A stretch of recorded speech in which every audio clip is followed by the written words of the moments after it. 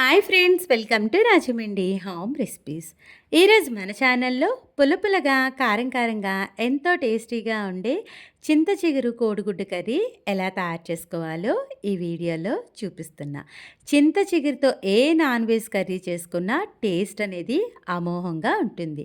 చింత చిగురుతో చాలా రకాల రెసిపీస్ ఉన్నాయి. చింత చిగురు కారప్పొడి కూడా ఉంది. ఇంట్రెస్ట్ ఉన్న వాళ్ళు డిస్క్రిప్షన్ చెక్ చేయండి. ముందుగా చింత చిగురు నీట్గా శుభ్రంగా ఒలిచిన తర్వాత వాటర్లో వేసి 2 సార్లు కడిగేసి పక్కన పెట్టండి. స్టవ్ ఆన్ చేసి పాన్ పెట్టి కొద్దిగా ఆయిల్ వేసుకొని హీట్ అయిన తర్వాత పాన్ ఈవెన్గా స్ప్రెడ్ చేసి మనం క్లీన్ చేసి పెట్టుకున్న చింత చిగురిని వేసుకోవాలి. చింత చిగురిని ఇలా ఆయిల్లో ఫ్రై చేయడం వల్ల కర్రీ టేస్ట్ అనేది చాలా బాగుంటుంది. లో టు మీడియం ఫ్లేమ్లో పెట్టుకొని అటు ఇటు కలుపుతా 10 నిమిషాల పాటు ఫ్రై చేయండి.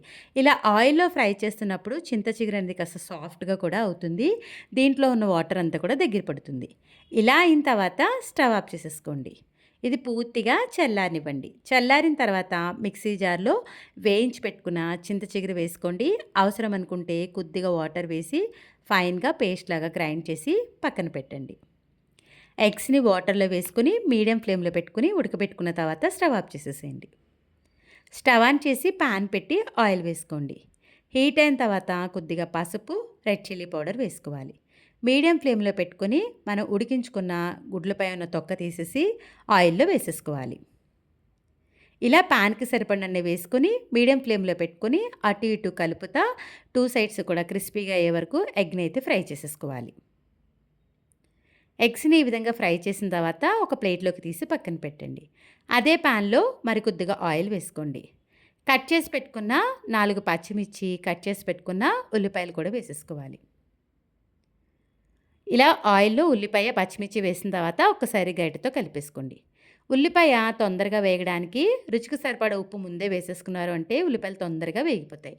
ఉప్పు అంతా కూడా ఈవెన్గా కలిసేలాగా కలిపేసి ఆనియన్ ట్రాన్స్పరెంట్గా ఫ్రై అయ్యే వరకు ఫ్రై చేసుకోవాలి. చూడండి, ఆనియన్ చక్కగా మనకి ట్రాన్స్పరెంట్గా ఫ్రై అయిపోయింది. ఇలా అయిన తర్వాత ఒక్కసారి గరిటెతో కలిపేసి కట్ చేసి పెట్టుకున్న ములక్కాడలు కూడా వేసుకోండి. కోడిగుడ్డు ములక్కాడ కాంబినేషన్ అనేది ఎవర్ గ్రీన్ కదా, టేస్ట్ అనేది చాలా బాగుంటుంది. ఆయిల్లో ములక్కాడంతా కూడా బాగా కలిసేలాగా కలిపేసుకుని 5 నిమిషాల పాటు ఫ్రై చేయండి. కొద్దిగా పసుపు వేసి పసుపు అంతా కూడా ఈవెన్గా కలిసేలాగా కలిపేసుకోండి. ఇలా అంతా కలిపిన తర్వాత మూత పెట్టేసి లో టు మీడియం ఫ్లేమ్లో 10 నిమిషాల పాటు ములక్కాడని ఆయిల్లో ఫ్రై చేయాలి. 10 నిమిషాల తర్వాత మూత తీసి చూద్దాము. చూడండి, ములక్కాడ చక్కగా మగ్గింది కదా ఆయిల్లో. ఒకసారి గరిటెతో కలిపేసేయండి.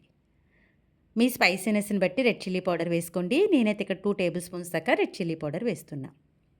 కారం అంతా కూడా బాగా కలిసేలాగా కలిపేసుకోండి. ఇలా అంతా కూడా ఈవెన్గా కలిపిన తర్వాత 5 నిమిషాల పాటు మూత పెట్టేసి కుక్ చేసుకోండి. ఇలా చేస్తే మనం వేసిన కారం అనేది చక్కగా ములక్కాడికి బాగా పడుతుంది.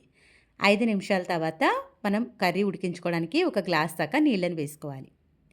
నీళ్ళు వేసుకొని ఒక్కసారి ఈ విధంగా గరిటెతో కలిపేసుకోండి. మీడియం ఫ్లేమ్లో పెట్టుకుని వాటర్ని అయితే బాయిల్ అవ్వనివ్వండి. చింత చిగురిని ఈ విధంగా ఫైన్గా పేస్ట్ లాగా చేసుకోవాలి. వాటర్ ఇలా సైడ్ని బబుల్స్ వస్తున్నప్పుడు మనం గ్రైండ్ చేసి పెట్టుకున్న చింత చిగురు పేస్ట్ని అయితే వేసుకోవాలి. ఒక్కొక్క చింత చిగురు అనేది చాలా పులుపు ఉంటుందండి, ఒక్కొక్కటి పులుపు తక్కువ ఉంటుంది. మీరు తినే పులుపుని బట్టి అడ్జస్ట్ చేసి వేసుకోవాలి. ఇలా అంతా వేసిన తర్వాత చింత చిగురు పేస్ట్ అంతా కూడా బాగా కలిసేలాగా కలిపేసుకోండి. చూస్తున్నారు కదా, ఇలా ఈవెన్గా అంతా కూడా బాగా కలిపేసి అవసరం అనుకుంటే మరి కొద్దిగా నీళ్ళు వేసుకోండి. మీడియం ఫ్లేమ్లో పెట్టుకుని వాటర్ ఈ విధంగా బాయిల్ అవుతున్నప్పుడు మనం ఫ్రై చేసి పెట్టుకున్న కోడిగుడ్లను అయితే వేసేసుకోవాలి. ఇలా మొత్తం గుడ్లన్నీ కూడా వేసేసుకున్న తర్వాత ఒక్కసారి గరిటెతో కలిపేసేయండి. కలిపేసి మూత పెట్టేసి మీడియం ఫ్లేమ్లో ఒక 15 మినిట్స్ పాటు కుక్ చేసుకోవాలి. అవసరం అనుకుంటే మధ్య మధ్యలో మూత తీస్తూ గరిటెతో కలపండి, లేదు అంటే అడుగంటుతుంది. దీంట్లో ఉన్న వాటర్ అంతా కూడా దగ్గరగా అయ్యేంత వరకు కూడా మీడియం ఫ్లేమ్లో మధ్య మధ్యలో కలుపుతా కుక్ చేసుకోవాలి. దీంట్లో ఉన్న వాటర్ చూస్తున్నారు కదా, ఈ విధంగా దగ్గరగా అయిన తర్వాత స్టవ్ ఆఫ్ చేసేసుకోండి. ఇలా అయిన తర్వాత సర్వింగ్ ప్లేట్‌లోకి తీసేసుకోవడమే. అంతే పుల్లగా, కారంగా ఉండే చింత చిగురు కోడిగుడ్ల కర్రీ అయితే రెడీ అయిపోయింది. వీడియో నచ్చిందా? అయితే ఒక్క లైక్ ఇవ్వండి. మీరిచ్చే లైక్ వల్ల మన వీడియో ఇలాంటి మరికొంతమందికైతే చేరుతుంది.